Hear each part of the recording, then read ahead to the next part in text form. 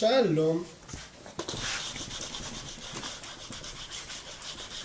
הזיכרון במחשב מורכב מדפים שהם מחולקים לשתי סוגים: דפים וירטואליים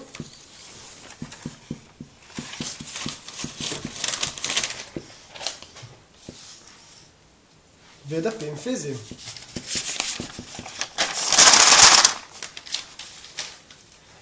לדפים האלו יש כתובות.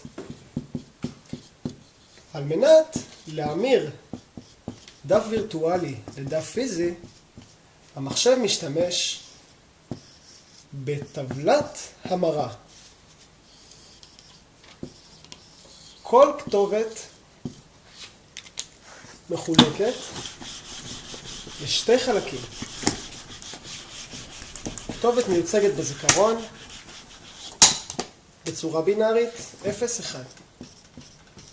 החלק הראשון של הכתובת הוא הסט. החלק השני הוא מספר הדף. מספר הדף מכוון אותנו על איזה דף אנחנו צריכים להגיע, כמו כתובת, והסט על המיקום בדף, ממש כמו מספר באותו רחוב. כדי להשתמש באותה טבלת המרה, המחשב מתרגם את מספר הדף מבינארי לעשרוני.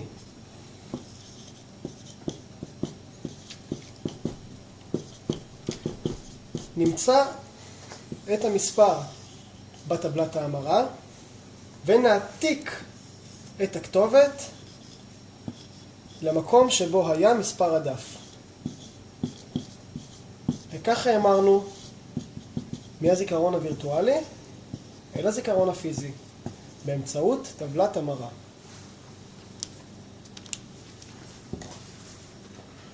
הבנתם? כנראה שלא. ננסה להמחיש את זה בצורה קצת יותר מובנת. אם כתובת וירטואלית שמורכבת ממספר דף שהוא אקורד והסט שהוא מייצג את מספר המיתר, אז האקורד F עם מספר מיתר 3 ישמע ככה. זה המחשה פיזית לכתובת F מיתר מספר 3. אז מתי שנרצה להמיר רשימה של כתובות וירטואליות, נקבל רצף שישמע כך.